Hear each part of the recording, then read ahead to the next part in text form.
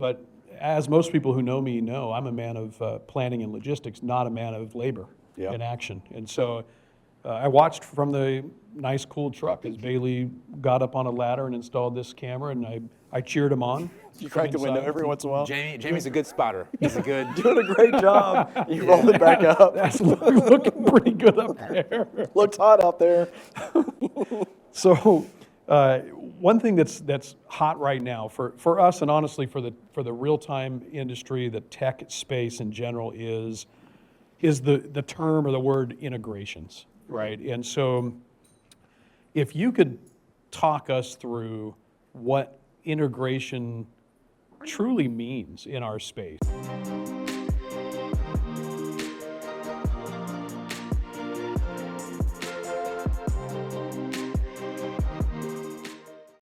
Hello, Dalton. Oh, hey, Jamie. Season 2 is upon us. Yeah, new digs. New digs, very nice. Nice looking place. We're here with Bailey. Bailey, if you could introduce yourself to our vast audience, and it is vast because Dalton is there's very popular. like my whole family and your whole family and well, half of mine gave one or two others. The new digs here look like you have a vast audience. That's so right. We're trying to project. fake it till you make it. That we have to. Yeah. Yeah. Glad to be with you guys. My name is Bailey. I've been at Fox since basically the beginning. Now serve as our Chief Strategy Officer, which is really around product, what we build, and why we build it. And so that's what I do now. But earlier at Flock, I was kind of the first person working with law enforcement before Flock as a business was, really paying a lot of attention to law enforcement in the early days.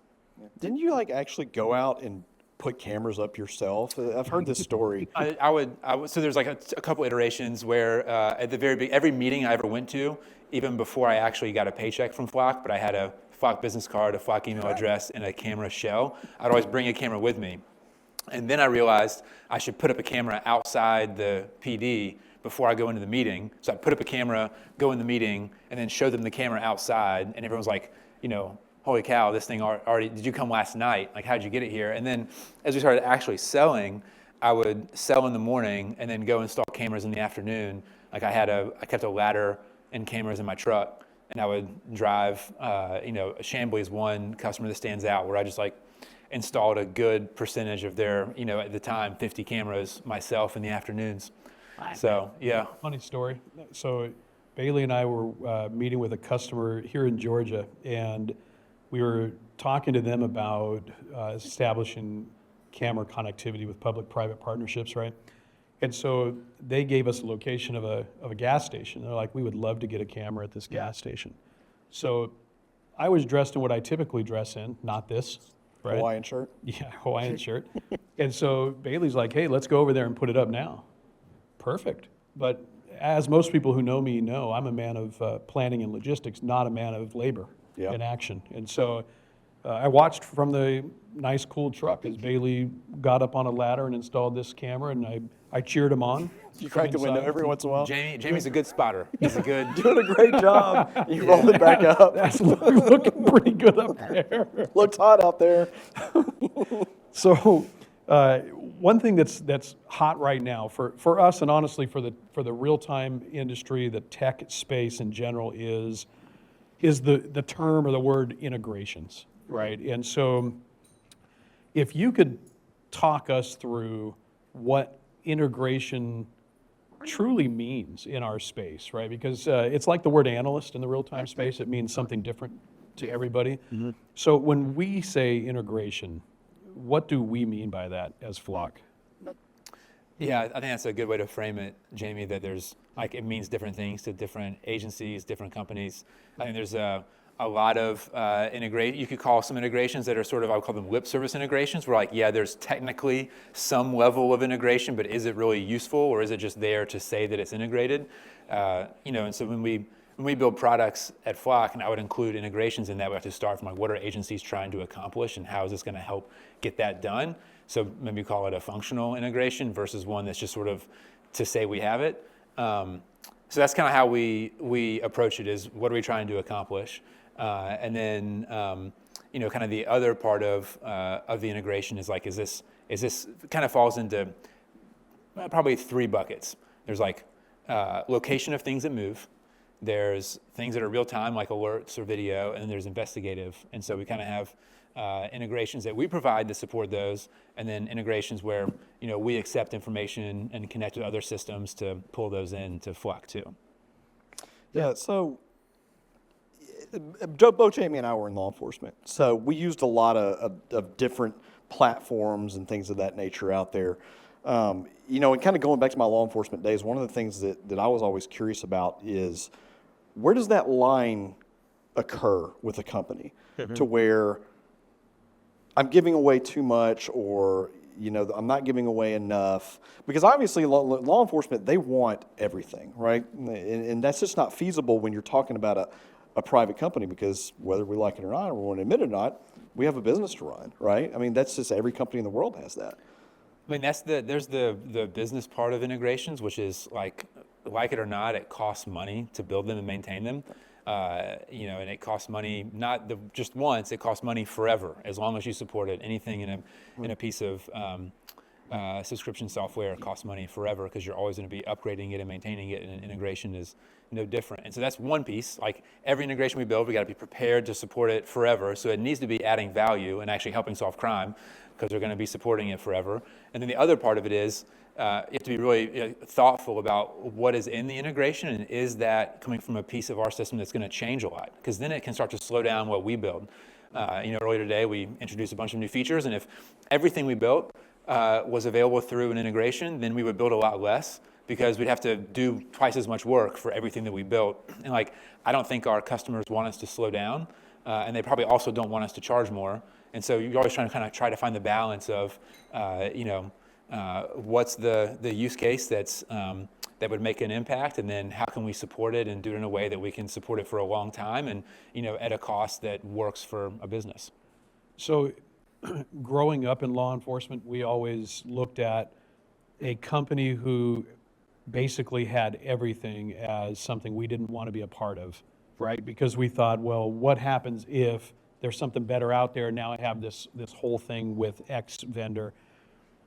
We're getting to that point as Flock, where we have developed an ecosystem that we find extreme value in, right? With LPR, with live video, with real-time platforms, with investigative platforms.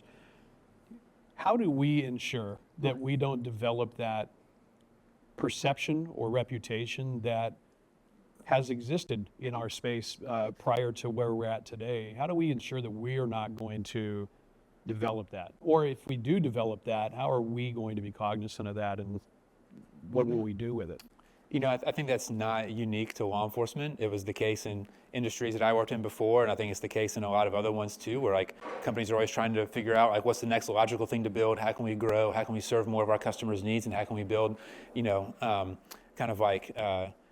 our kind of position as a business. I think it's not just in law enforcement.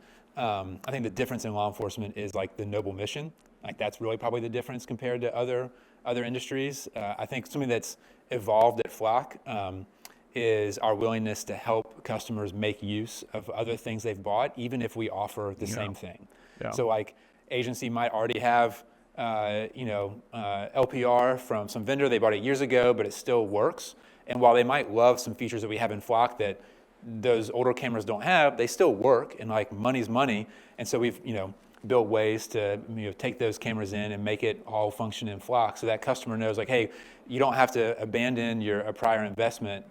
Same thing with video. We make and install video cameras, but we're happy to integrate someone else's. And if customer decides I want to get such and such company to put video cameras up for me, but I want it to show up in Flock, then great, we got a way to do that. Happy to do that too. And kind of the list goes down the things that we build. So I think that's one way is it's not Flock or the highway. We're happy to work with other stuff, whether it was there before or comes later. Yeah, I think that's an important point too, is that whole concept of, if you think about a city who does have a live camera footprint already from a different vendor, our mission is not to go in there and say, hey, you should rip that entire thing out, right? Yep. Our mission is to go in there and say, how can our solutions augment what you have, and then how can we make it more efficient, right? At the end of the day, we want you using our products, but we understand that, your time is valuable, your money is valuable, so let's get as much out of it as possible. The thing we have to be careful about is we can't we can't turn into the maintenance provider for other stuff that got installed years before we showed up. So you have to kind of figure out where that line is. But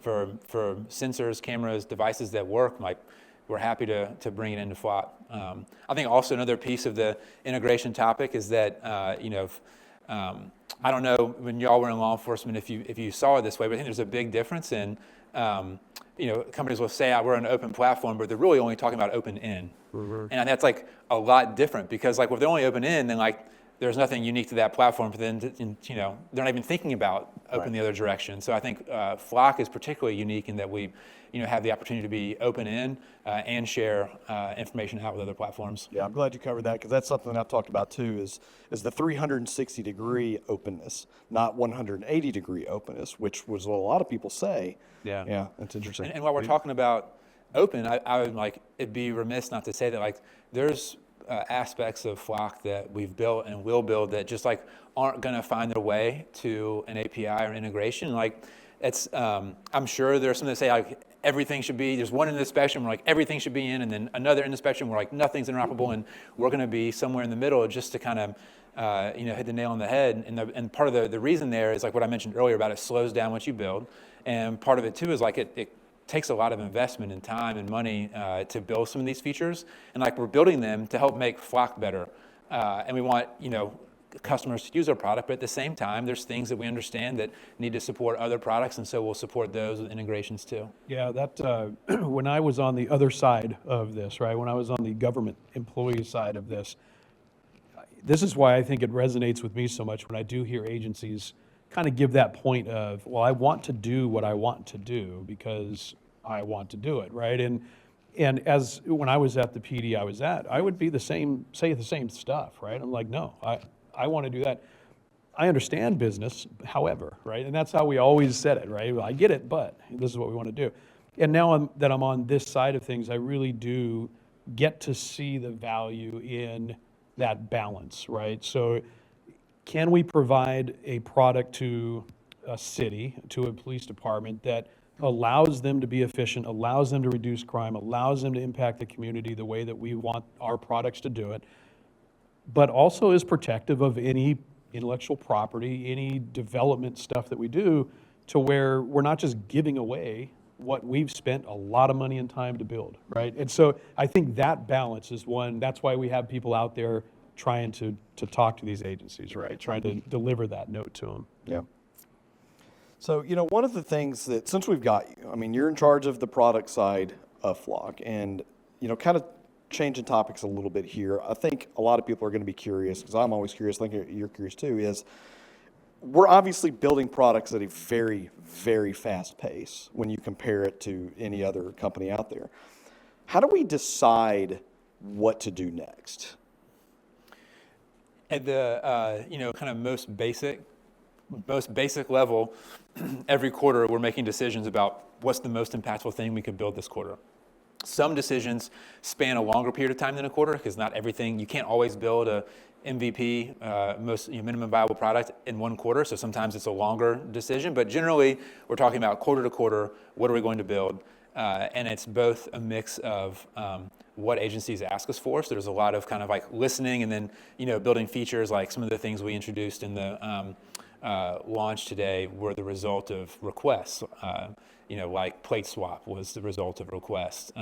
Multi-state analytics was a result of requests. And we kind of have a system where we track requests and are like looking for the ones that would affect the highest number of agencies. Those will probably have the biggest impact. So that's one way. It's kind of like maybe the more obvious way. The other way is we might become aware of or think about a technology capability that then enables other things. And I would put freeform in that category where we're always just also improving the machine learning behind Flock and the computer vision, but then they're also like experimenting with new ways of doing things.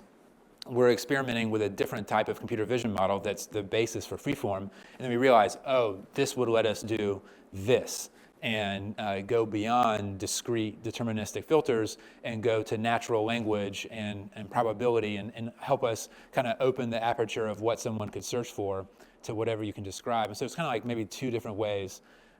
You can't always, nobody ever asked for, it's an overused example, but no one ever asked for the iPhone. Yet 2/3 of America uses one today. And so like, you can't just limit it to what people ask for, got to do both. Yeah. It's interesting to me when, again, my past life, 3 months seemed like a long time, right? It was a long ass time. So it's a long time in flock time. Right? But at Flock, quarters fly by, right? And so when I was there, I was charged with, hey, by my chief, I want us to have our real-time center 5 to 10 years in advance, right? Try to get a roadmap for that. And of course, it's impossible, right? But you can guess, kind of assume what you're going to do. Here at Flock, realistically, if we were to pull the curtain back for the vast familial audience that both Dalton and I forced to watch 8 this people. episode, how far ahead do we look? If you were to try to gauge that, what are we a year ahead in our, okay, by this time next year we want to do this, or are we 2 years, or how does that really look? So there's the like kind of brass tacks quarter to quarter, and there's a 1 year and a 3 year. And so those are the time frames that we plan on, and like plans change kind of almost by definition, and the further out, the more they're going to change. But we just like constantly, when we're doing the quarter planning, we're also refreshing, all right, what do we think the next 4 quarters looks like, and what do we think the next 12 quarters or 3 years looks like? And so we're just constantly refreshing that. And it helps us keep this span of like, what are we shipping today? What are we working on as R&D that will become something big, new in a year? And then are we all swimming in the right direction to like what we think policing in the absence of crime should look like in 3 years? Yeah. Where does AI fit in with all that? Seems to be the hot button thing right now, right? Yeah, I agree. I think one of the hot button parts of it is when people talk about AI and like the kind of general media, they're usually talking about generative AI, and like generative AI is when it's really, I think, tricky for law enforcement, where you have like really like life-altering, significant outcomes, and so I think some of that will be slower and look different in law enforcement. I think for me, the most exciting part of it is, fortunately, we're designed to have humans in the loop of decision making in law enforcement, and that shouldn't change. But what we can do is make people a lot more effective and efficient. And it's both a mix of, I'm trying to find something, help me find it, kind of ChatGPT style. And then it might also be, what are things that I would like to know about that maybe I don't even know that I should be asking to be paying attention to. And so that's another way to kind of, in some areas it's called exception-based reporting or alerts. There's like different names for it, but how can we, through the mountain of data, how do we surface the things that are worth looking at? It's almost, you almost can't fathom the potential, right, that we can get to in law enforcement and public safety in general with just the general AI, machine learning AI that we've already cracked and we've already applied, right? And just to see how that grows, it's kind of exponential. That's a really good point, Jamie, because I think if you look at the evolution of vehicle fingerprint at Flock over our history, right? It started with color and body type, and then we added more colors, and then we added make, and then we kept going down the list and adding filters. And those filters, that's one area where we generally built what customers asked us for, kind of stack ranked. And someone would ask us for a new filter. It would generally take, kind of a quarter of research, a quarter of training a model, and then we ship it, so call it a 6-month cycle of adding the new filter.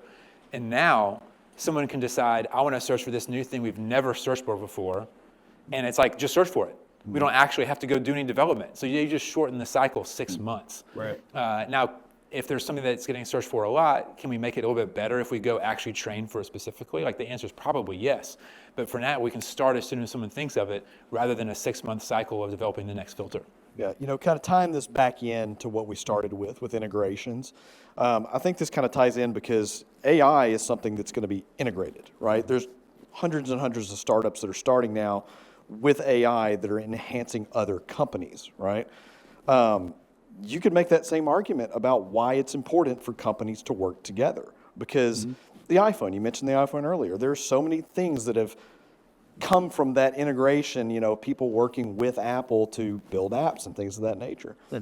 So, and I think there's actually the mobile phone, Apple, Google, is a good example, because there's like a lot of functionality that Apple builds and Google builds for two different cell phone environments. And a lot of times the features that Google builds, you can do on an iPhone, but maybe it's an extra step. Or that Apple builds, you could do on a Google phone, but it's a little bit different. They're not, they're building the same capability, and it's probably a little bit lower friction or might work a little bit better if you do Apple on Apple or vice versa, but there's some ability to do it both ways. And I think that's like a pretty natural example of there's some level of interoperability, but each company is also still trying to build to make their suite the best, which I think is, kind of natural and normal. Yep. So we like to end our episodes with some rapid fire questions for all of our guests, except all of them. Really, just 2 of them so far, but now you as well. So I'm glad that Dalton came up with a few of these on the fly. But the first one is very simple. Dalton or Jamie? For what? Best employee. Who's the better employee? Best employee. I was going to say best beard is Jamie, I'm sorry. Uh-huh. See? Well, it's much more significant. Yeah, so knowing that you like running, I'm going to say marathon or cross-country run. I've never run a marathon, although I've come close to running races that are marathon distance, but I much prefer a cross-country, dirt, woods, with more variable trail. I don't prefer any of them. No. I watch people on TV do it. And even that is a stretch. Yeah. Right? But hey, listen, if you got nothing to do. Yeah. Hunting or fishing? Hunting all day. Why is that? What's your reasoning there? The only exception would be, I realized that I liked fishing from boats, but it's also just because I like the boat and being on the water. Okay. And the fishing is just like something you do while you're there. Hunting for me is like there's a higher, there's usually adventure involved. So Hiking. Yeah. Yeah. Which is like a slower form of running marathons, essentially. This is a throw, an acknowledgement to Texas. But chili with beans or without beans? a little bit of beans. Okay. Moderate level. Moderate, yeah. All right. A diplomatic answer. Yeah. I find that Bailey's a diplomat. Yes, That's very much so. that's good. I just made some chili recently, and I usually, if it says 2 cans of beans, it's 1 can of, I kind Yeah. of, It's a good call. modify. What about you? So long as there's not tomatoes in it. I'm a beans guy. I don't like tomatoes in my chili. Like whole tomatoes? Like you don't want any tomato action, No or- tomatoes. Period. None. And some people would say that's not even chili, but I'm just not a big coming tomato to your fan. joint to eat Sorry. any chili, Yeah. but that's fine. No, you're from California. Y'all don't even have food over there. Is that what it is? Yeah. We got tofu chili. you got a lot of Yeah, tofu chili. Delicious, I'm sure. Yeah. So this has been fun. Yeah. We appreciate you coming out and sharing your insights with us. Yeah, my pleasure. Thanks for having me. We will we'll do it again sometime, I'm sure. Yeah. Dalton. That's assuming they keep approving this. Yeah, do it again. we'll see. We'll see you next time.